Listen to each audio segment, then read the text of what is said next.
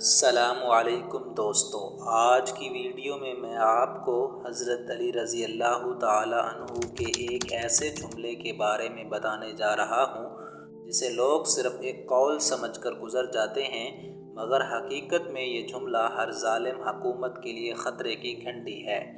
کیا آپ نے کبھی سوچا ہے کہ قومیں برباد کیوں ہوتی ہیں؟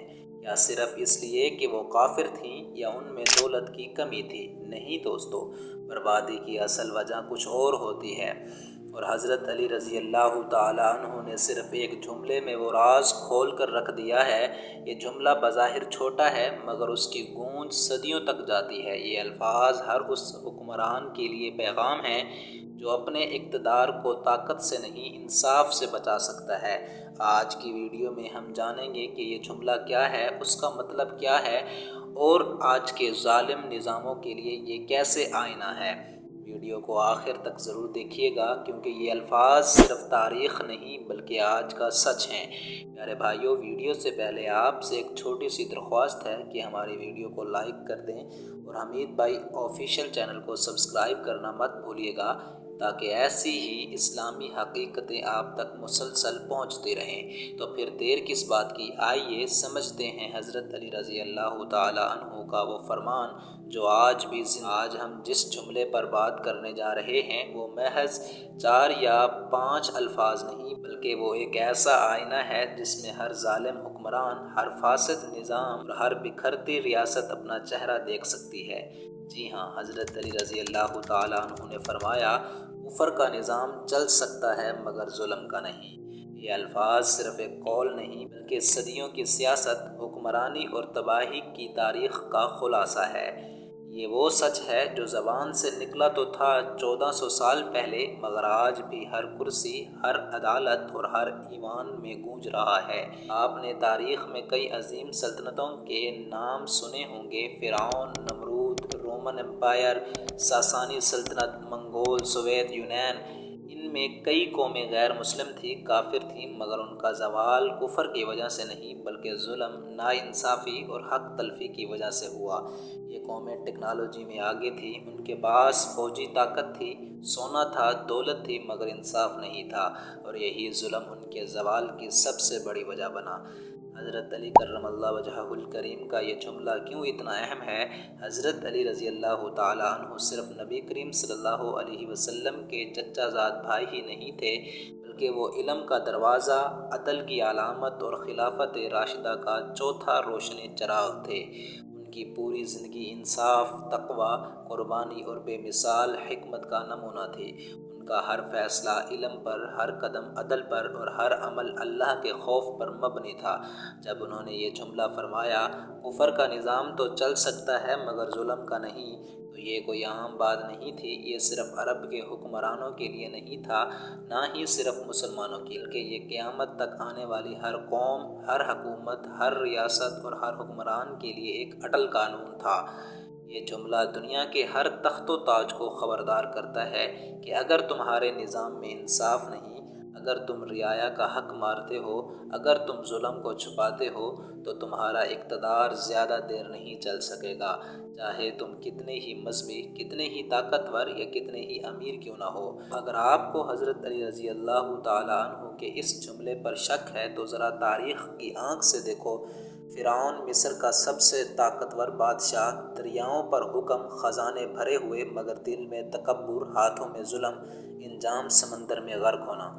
نمرود خود کو خدا کہلوانے والا بادشاہ، مگر ایک چھوٹے سے مچھر نے اس کی سلطنت کا غرور خاک میں ملا دیا۔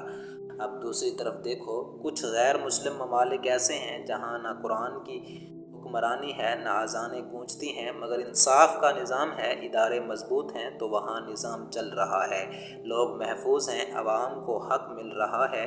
یہی بات حضرت علی کرم اللہ وجہہ الکریم نے ایک جملے میں کہی تھی کہ کفر کا نظام تو چل سکتا ہے مگر ظلم کا نہیں۔ یعنی اگر کسی ریاست میں انصاف ہو تو وہ چل سکتی ہے، خواہ ایمان نہ بھی ہو، لیکن اگر انصاف ہی ختم ہو جائے، ظلم عام ہو جائے، حقوق مارے جائیں تو وہ ریاست کلمہ پڑھنے والی ہو تب بھی باقی نہیں رہ سکتی۔ آج ہم جس ملک میں رہ رہے ہیں وہاں صرف مہنگائی یا بے روزگاری مسئلہ نہیں بلکہ پورا نظام ایک ایسی دیمک کی ضد میں ہے جس کا نام ہے ظلم، ناانصافی اور کرپشن۔ غربت بڑھتی جا رہی ہے، مہنگائی عوام کو پیس رہی ہے، انصاف صرف طاقتور کو ملتا ہے اور قانون صرف کمزور پر لاگو ہوتا ہے۔ سفارش چلتی ہے اور عوام کو بس وعدوں کے خواب دکھا کر خاموش کر دیا جاتا ہے۔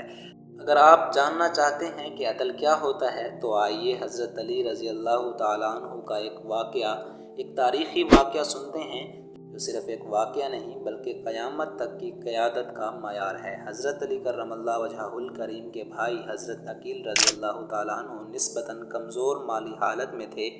وہ آپ رضی اللہ تعالیٰ عنہ کے پاس آئے اور کہا، مجھے بیت المال سے کچھ زیادہ دے دیا جائے، میں محتاج ہوں۔